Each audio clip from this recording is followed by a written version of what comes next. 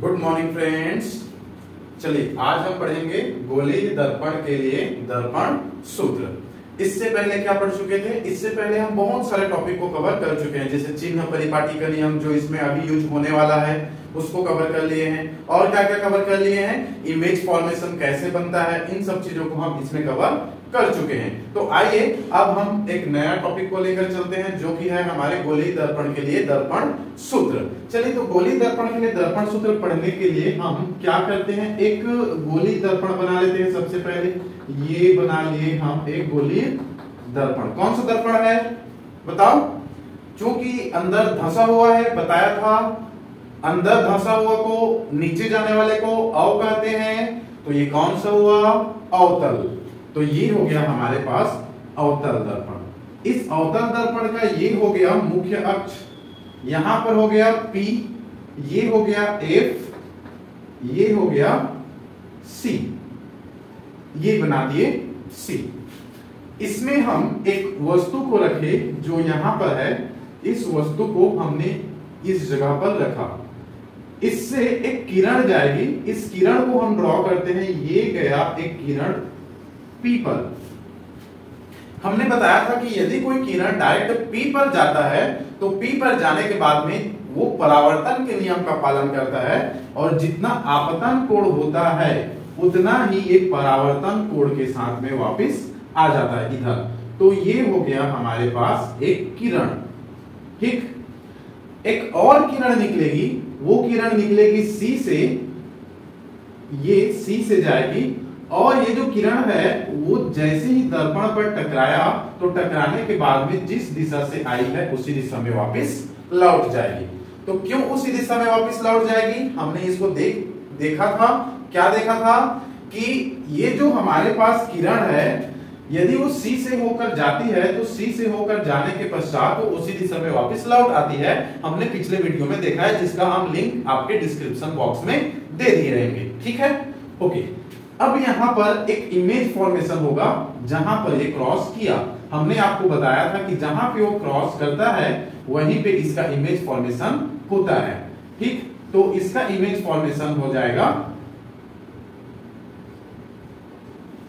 यहां पर। ये हो गया इसका इमेज फॉर्मेशन, ये हुआ इमेज।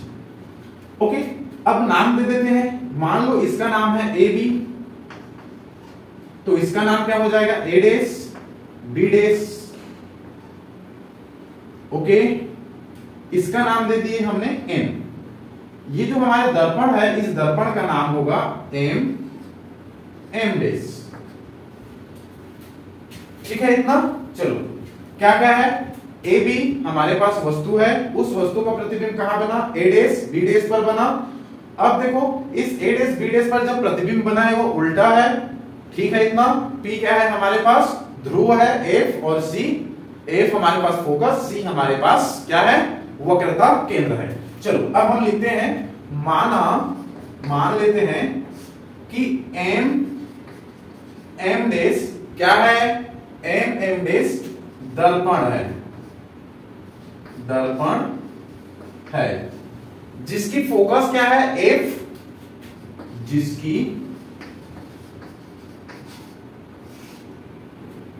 फोकस दूरी, फोकस दूरी स्मॉल एफ तथा वक्रता त्रिज्या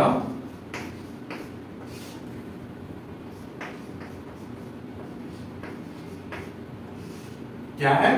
कैपिटल आर है।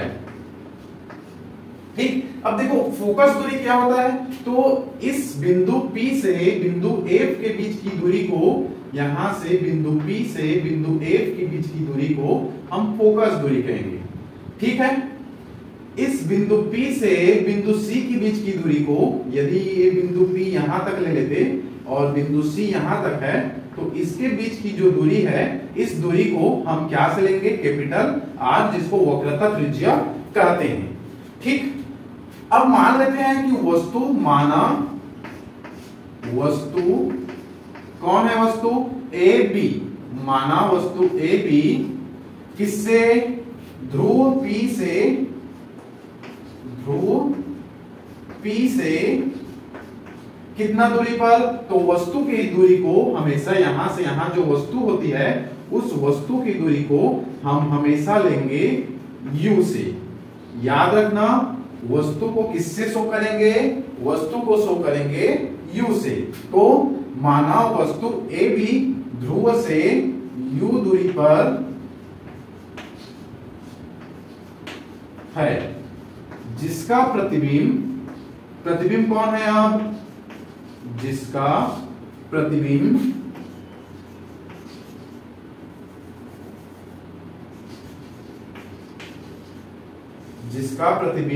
कौन है, A डैश B डैश कितनी दूरी पर है, बिंदु P से,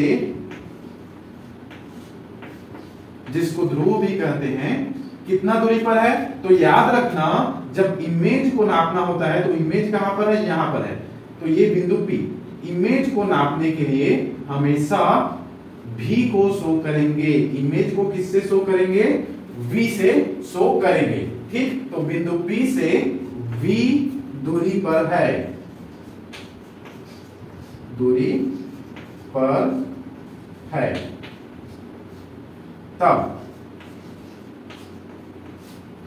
अब क्या होगा, देखो चलो एक बार फिर से हम देख लेते हैं। मान लो कि ए भी हमारे पास वस्तु है, उस वस्तु की बिंदु P से डिस्टेंस कितनी है, तो उस वस्तु की बिंदु P से जो डिस्टेंस है वो कितना है, U है। अब देखो ये जो बिंदु P है वहां से ये जो image A dash B dash है, तो image A dash B dash की डिस्टेंस कितना है, image A dash B dash की डिस्टेंस को हमने लिया है, देखो ये V से। तो image A dash B dash बिंदु P से V दूरी पर है। ओके, यहां पर हमने वक्रता त्रिज्या बिंदु P से बिंदु C के बीच की दूरी को R लिया है, देखो यहां तक। और यहां पर हम बिंदु P से बिंदु F के बीच की दूरी को F से डिनोट किए हैं, जो कि हमारा फोकस दूरी है। इन सब वीडियो को ऑलरेडी फोकस दूरी किसे कहते हैं, वक्रता त्रिज्या किसे कहते हैं, हम पिछले वीडियो में ऑलरेडी देख चुके हैं। एक बार आप प्रीवियस वीडियो को जरूर देखिए। ठीक है, तो ये चीज हमारा क्लियर है। अब मान लो इतना हम डिस्क्रिप्शन करने के बाद जितना चित्र में दिख रहा है उतना चीज को हमने यहाँ पर लिख दिया, कौन क्या है, कौन किसका नाम क्या है, किसका नाम क्या है, कहां से कितना दूरी पर है, सबको यहाँ पर लिख दिया। लिखने के बाद चलो अब हम डेरिवेशन स्टार्ट करते हैं। तो डेरिवेशन स्टार्ट करने के लिए हम एक त्रिभुज को देखते हैं, ये वाला त्रिभुज। देखो ये त्रिभुज, ये और ये एक त्रिभुज है, समकोण त्रिभुज है। देखो ये समकोण है। एक और त्रिभुज दिख रहा है यहां पर, देखो ये वाला त्रिभुज, ये वाला और ये वाला। तो ये भी एक त्रिभुज है और ये भी कैसा त्रिभुज है, ये भी एक समकोण त्रिभुज है। ठीक, तो हमारे पास त्रिभुज बन गया। तो एक त्रिभुज ये वाला और एक त्रिभुज ये वाला, दोनों त्रिभुज को यदि हम देखें तो ये 90 है, ये भी 90 है, एक कोण बराबर हो गया। मैंने बताया था कि ये वाला जो कोण है वो परावर्तन के नियम का पालन करेगा और जितना ये कोण बनेगा उतना ये भी कोण बनेगा। मतलब कि इस पहला त्रिभुज ए बी पी के लिए ये कोण और ये इस त्रिभुज के लिए दोनों कोण आपस में बराबर हैं। चलो इसको मैं यहां पे आपको बता रहा हूं। देखो ये वाला हम एक त्रिभुज लिए थे जो ये है, ठीक, यहीं से मिलता जुलता हमने एक ऐसे करके एक और रेखा बनाया और ये हमारे पास हो गया दूसरा त्रिभुज। हमने बताया था कि ये कोण आपस में बराबर है, ये मान लो कोण I है और ये कोण R है, तो कोण I और R आपस में बराबर है, ये भी आपस में बराबर है। तो जब भी दो त्रिभुज की दो भुजाएं, एक भुजा ये वाला और एक भुजा ये वाला यदि बराबर है तो तीसरा भुजा ऑटोमेटिक बराबर हो जाती है। ठीक, तो ये मान लो 90 है, ये भी तो 90 ही होगी। यदि ये 30 होगी तो ये भी कितना है, 30 है। मान लें कि ये 30 है, तो यदि ये 30 है, ये 30 है, ये 90 है, ये 90 है, तो देखो ऑटोमेटिक इसकी वैल्यू कितनी हो जाएगी, किसी त्रिभुज की इंटरनल जितने भी एंगल होती है उसका योग 180 होता है, तो ये कितना हो जाएगा, 60 हो जाएगा। तब तो ये 60, 30, 90 और ये 90, 180 होगा। तो ये भी कितना हो जाएगा, यहाँ वाला एंगल ये भी 60। इसका मतलब कि तीनों कोण आपस में बराबर हैं। यदि तीनों कोण आपस में बराबर होते हैं तो वो जो दोनों त्रिभुज है वो दोनों त्रिभुज क्या कहलाएंगे, आपस में सर्वांग सम कहलाएंगे। ठीक है, समरूप कहलाएंगे, सॉरी। तो दोनों त्रिभुज क्या है, दोनों त्रिभुज समरूप है, समक्षम नहीं समरूप है। ठीक, अब ये जो समरूप त्रिभुज है उसी को हम यहाँ पे लिखेंगे। कौन कौन सा त्रिभुज समरूप है, चलो इसको मिटा दें। अब ये वाला काम खत्म हो गया, इतना को आई होप आपने लिख लिया होगा। चलो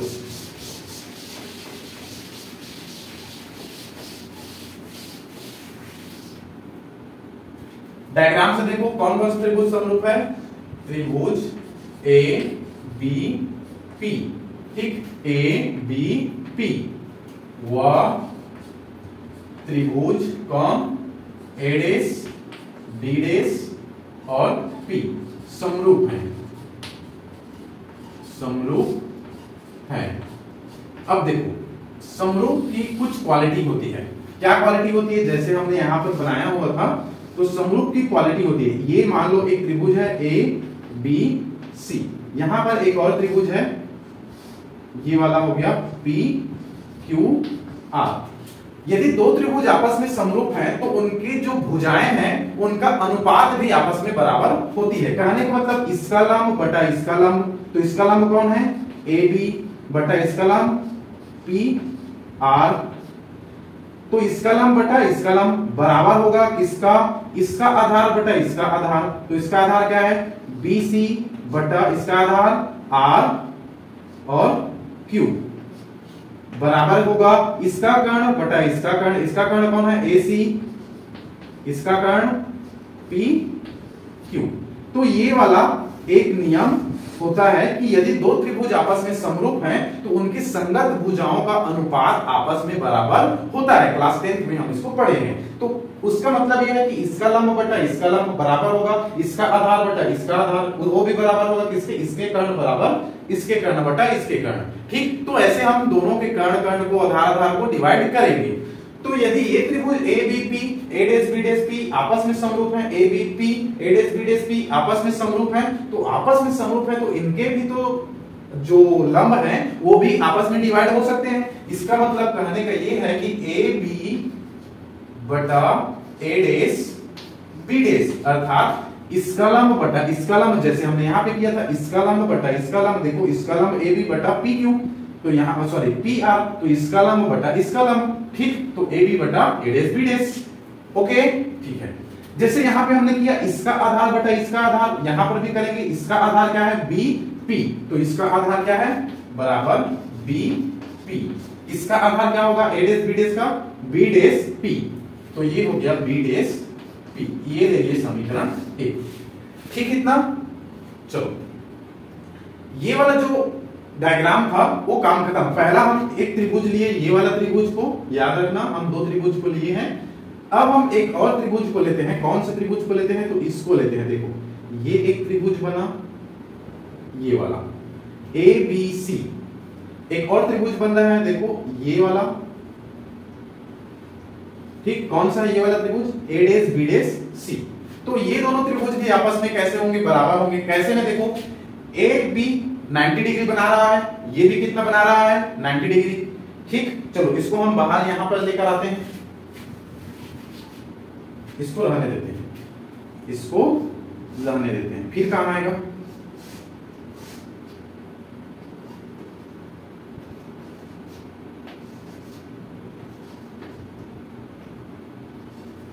चलो इस त्रिभुज को फिर से देखते हैं। ये वाला त्रिभुज देखो, इस त्रिभुज को हम यहां पे बना देते हैं। ये ऐसा लकीर है, ये ऐसा है, फिर उसके बाद ऐसे गया और ये जाकर के ऐसा है। इसका नाम है ए डेस, इसका नाम है बी डेस, इसका नाम है ए बी, ये वाला है सी। तो अब देखो ये 90 बना रहा है, ये भी 90 बना रहा है। जब भी कोई दो किरण आपस में क्रॉस सेक्शन करते हैं तो वो आपस में बराबर होते हैं, मतलब जितना कोण ये होगा उतना कोण ये भी होगा। इसका मतलब कि जब किसी भी दो त्रिभुज की दो भुजाएं आपस में बराबर, सॉरी दो कोण आपस में बराबर होना, तो ये पक्का मान लो कि वो त्रिभुज आपस में समरूप हैं। कब, जब दो कोण आपस में बराबर हो तब। तो देखो ये जब दो कोण आपस में बराबर है, एक कोण ये कोण ये, एक कोण ये कोण ये, तो जब दो कोण आपस में बराबर है तो तीसरा कोण ऑटोमेटिक क्या होता है, बराबर होता है। इसका मतलब कि ये आपस में समरूप त्रिभुज है। अब इसी को लिखते हैं। कौन कौन सा त्रिभुज, त्रिभुज ए बी सी व त्रिभुज ए डेस बी डेस सी क्या है, समरूप हैं। ठीक, तो यदि ये आपस में समरूप हैं तो आपस में समरूप होने के कारण हम फिर से वही नियम को फॉलो कर सकते हैं। कौन सा नियम? इसका लंब बटा इसका लंब, इसका आधार बटा इसका आधार। ठीक, चलो करते हैं। जैसे देखो इसका लंब बटा इसका लंब, इसका लंब बटा इसका लंब बटा इसका आधार, देखो इसका आधार बटा इसका आधार। तो यहां पर भी देखो इसका लंब बटा इसका लंब। ठीक, तो ये वाला परपेंडिकुलर को लेते हैं लंब को ए बी बटा इसका लंब क्या है ए डेस बी डेस बराबर इसका आधार बी सी बटा इसका आधार बी डेस सी। ये हो गया समीकरण 2। ठीक है, समीकरण 2। अब इसका जितना भी है वो काम खत्म हो गया, हम मिटा देते हैं। एक बार और देख लेते हैं। इसका लंब तो देखो ए बी बटा इसका लंब ए डेस बी डेस, इसका आधार बी सी, इसका आधार बी डेस सी। ठीक है इतना। चलो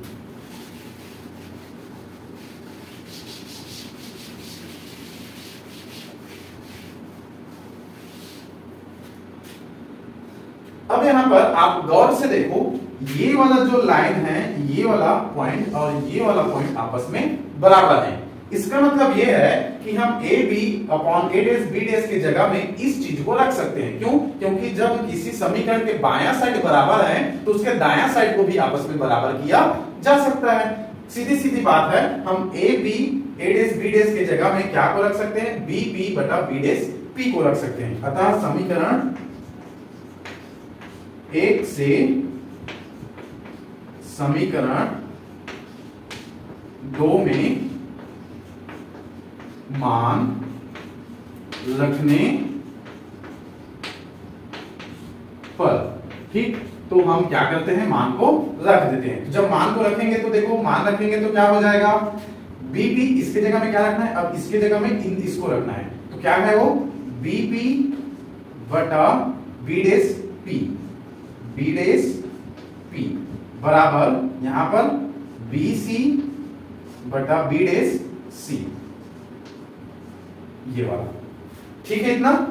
तो यहां तक हमारा सिंपल है, कोई प्रॉब्लम नहीं है। ठीक, चलो कोई प्रॉब्लम हो तो आप फिर कमेंट सेक्शन में लिखिए, हम आपको फिर से उसको सॉल्व करके बताएंगे। ठीक, चलो अब हम मिटा देते हैं इसको, ये वाले को छोड़ देते हैं।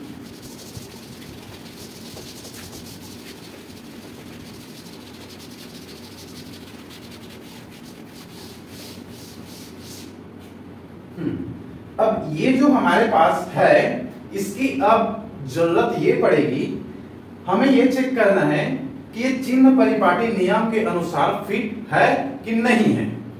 चिन्ह परिपाटी का नियम ये कहता है कि जितनी भी दूरियां हैं उसको कहां से नापनी है? उसको बिंदु P से नापनी है। तो क्या इन सब में बिंदु P जुड़ा हुआ है? इसमें जुड़ा है, इसमें जुड़ा है, पर इसमें नहीं जुड़ा है। तो इसमें नहीं जुड़ा है तो अब हम इस चीज को बिंदु P वाले टर्म्स में बनाएंगे। इसको हम दे दिए हैं समीकरण 3। चलो इसको हम कैसे बना सकते हैं? देखो ये है बी सी, देखो बी सी कहां पर है? ये हो गया बी सी, ये वाला बी सी, ये हो गया सी पॉइंट, ये हो गया बी पॉइंट।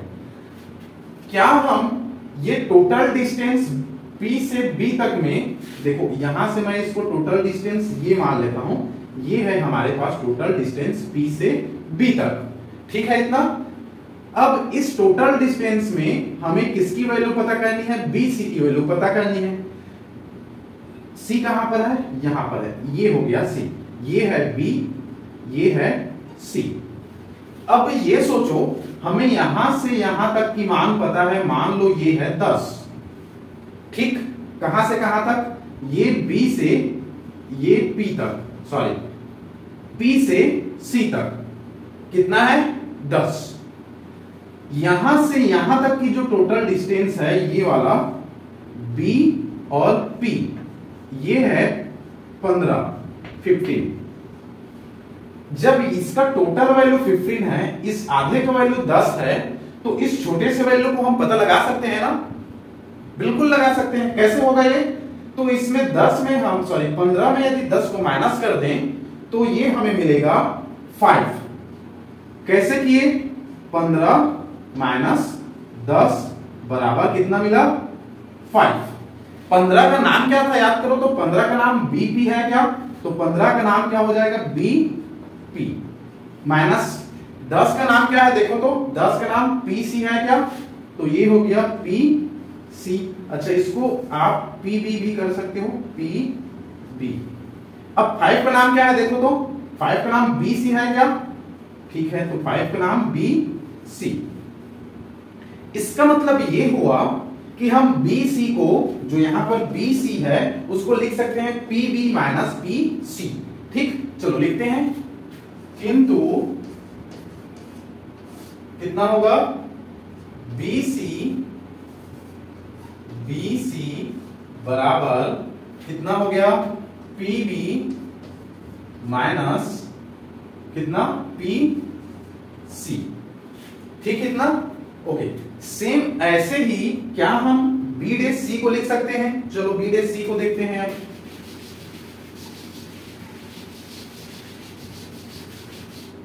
चलो देखो B' कहां पे है, ये है B', ये वाला B' यहां पे है B', ये है यहां पर B', यहां पर है C। अब हमें इस B' की वैल्यू को फाइंड करनी है।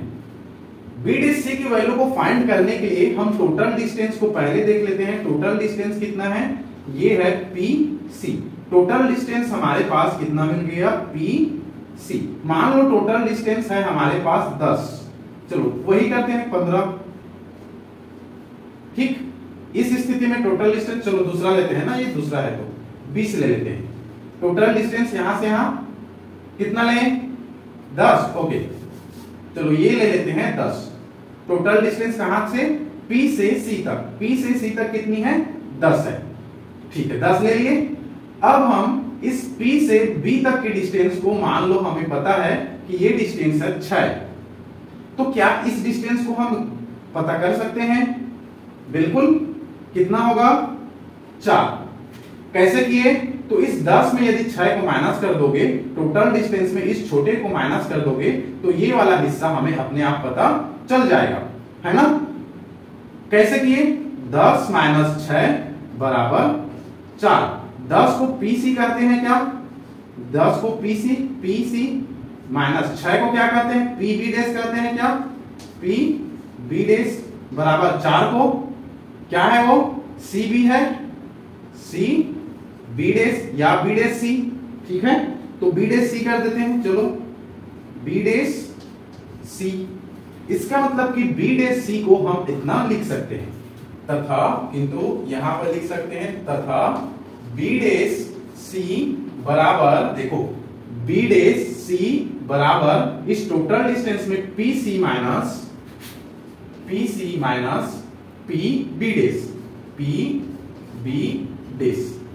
अब देखो ये जितना भी है सब में P जुड़ा है, अब हम इसको लिख सकते हैं। चलो, अतः समीकरण 3 में मान रख देते हैं, अतः समीकरण 3 से, समीकरण 3 देखो ये वाला है समीकरण 3, तो देखो PB ये तो सेम है, इसको लिख देते हैं BP, इसको PB लिखोगे, PB लिखोगे कोई बात नहीं, B'P बराबर, देखो BC की जगह में PB माइनस PC बटा PC माइनस PB'। ठीक है इतना, ओके, चलो इसको अब मिटा देते हैं। अब ध्यान से देखो, हर टर्म्स में P जुड़ा हुआ है, हर टर्म्स में P जुड़ा हुआ है, इसका मतलब कि ये वाला जो है वो चिन्ह परिपाटी के नियम को पूरा कर रहा है। तो अब इसको मान लिए समीकरण 4। चूंकि ये हर टर्म्स में P जुड़ा हुआ है, तो अब हम चिन्ह परिपाटी के नियम को लिख सकते हैं, चिन्ह परिपाटी के नियम से। चिन्ह परिपाटी का नियम क्या कहता है, जितना भी डिस्टेंस है बिंदु P से नापी जाएगी।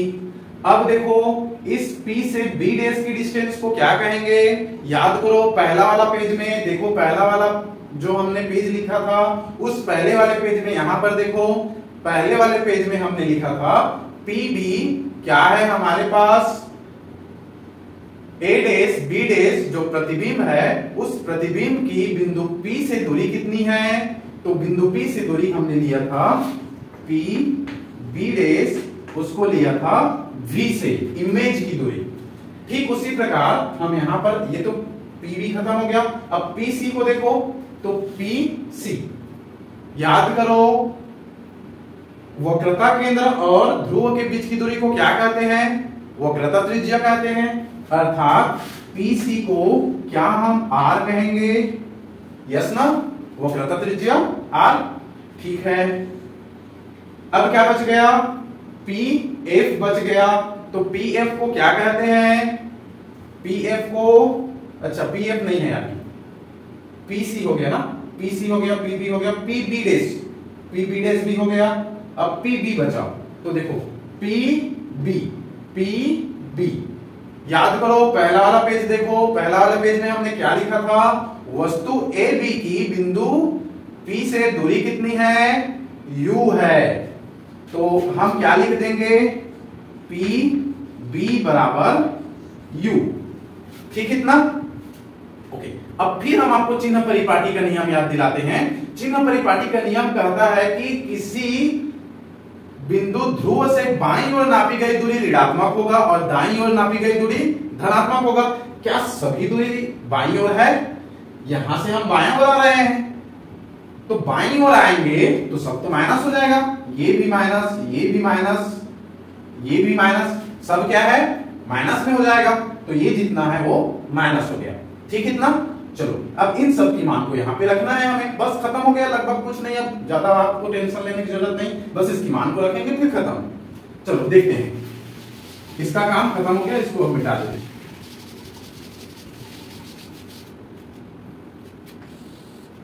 देखो इस समीकरण 4 में मान रखते हैं, ठीक, यहां पे लिखते हैं समीकरण 4 में मान रखने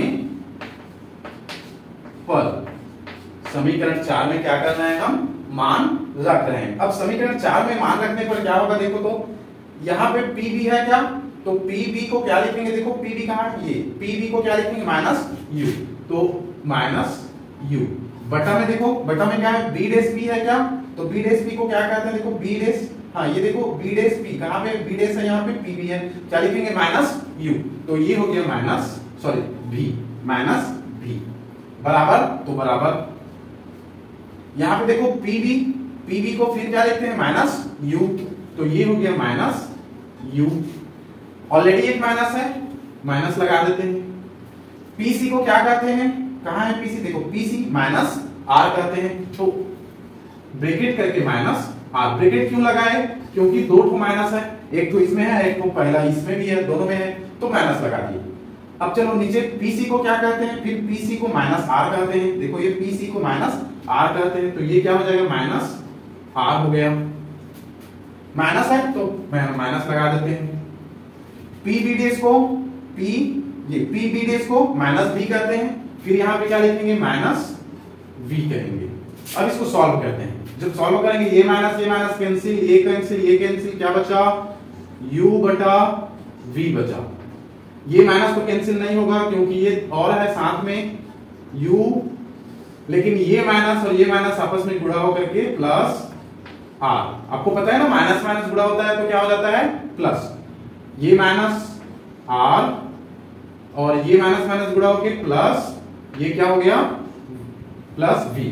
ये दोनों आपस में क्यों नहीं कटे पता है, क्योंकि यहाँ पे ऑलरेडी और भी कुछ चीज जुड़ा है, जब और चीज जुड़ा रहता है तो उसको काटा नहीं जाता, जैसे यहाँ पे एक +1 जुड़ जाता ना कुछ भी, तो ये दोनों आपस में नहीं कटता, ठीक, लेकिन नहीं जुड़ा है तो कट गया। इसको सॉल्व करते हैं, इसको इधर गुणा कर देते हैं, इसको इधर गुणा कर देते हैं, इसको इधर करेंगे तो चलो इसको इसके साथ गुणा करो, माइनस U, ये हो गया, सॉरी प्लस ही है, plus U minus R plus V बराबर, इसको इधर गुणा करेंगे तो V क्या है, माइनस U प्लस R, ये है। फिर चलो सॉल्व करते हैं, माइनस इसको गुणा करेंगे तो माइनस UR, ओके, इसको प्लस UV, ओके, इसको बराबर ये क्या होगा माइनस यू वी, ओके, ये क्या होगा प्लस वी आर, तो ये हो गया प्लस वी आर। इस माइनस को उधर भेज देते हैं, इस माइनस को इधर ले आते हैं, तो इसको उधर भेजेंगे तो क्या होगा, देखो ये वाले को हम इधर भेजेंगे और ये वाले को इधर लाएंगे, किसको, इसको इस साइड लाना है, तो इसको इस साइड लाएंगे तो ये माइनस है उस साइड, इस साइड आके प्लस हो जाएगा, तो ये हो गया यू वी, ये वाला तो इधर आ गया, अब ये बचा है तो प्लस यू वी। अब देखो इसको ये वाले को इधर भेजना है, तो ये माइनस में था उधर जाके प्लस, तो ये क्या हो जाएगा उधर जाके यू आर प्लस ये वी आर। ठीक, दो लाइन और बचा, इसको मिटा देते हैं आप, ये काम खत्म इधर का।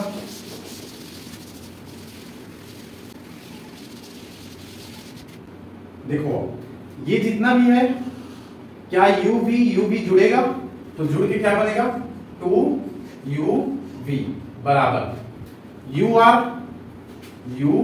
Are plus V R.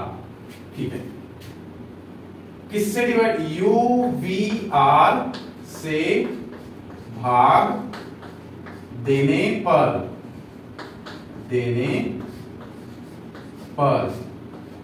ठीक। अब किससे भाग दिए, यू वी आर से भाग दे देते हैं, तो यू वी आर से भाग देंगे तो 2uv बटा यू वी आर बराबर यू आर, किससे भाग दिए U V R plus V R, किससे भाग देंगे यू वी आर। ठीक है इतना, चलो अब डिवाइड करते हैं, यू वी खत्म, यू आर खत्म, ये यू और आर खत्म, वी आर खत्म, वी आर खत्म, क्या क्या बचा, ये बच गया 2 बटा आर बराबर ये क्या बचा 1 बटा वी धन ये क्या बचा 1 बटा यू। ये जो आर होता है उसको वक्रता त्रिज्या कहते हैं, तो वक्रता त्रिज्या का मान होता है आर बराबर 2f। ठीक, इस वक्रता त्रिज्या का मान होता है r बराबर 2f। ठीक, तो r बराबर 2f होता है तो हम क्या कर सकते हैं, r की जगह में 2f रख सकते हैं, तो ये हो जाएगा 2 बटा 2f बराबर 1 बटा v प्लस 1 बटा u। 2 से 2 कैंसिल, अब क्या बन गया 2 से 2 कैंसिल हो गया, तो क्या क्या बचा, कहां पे लिखूं, यहां पे लिख देता हूं, देखो क्या बच गया 1 बटा f बराबर 1 बटा v प्लस 1 बटा u। ये जो हमारे पास बचा है,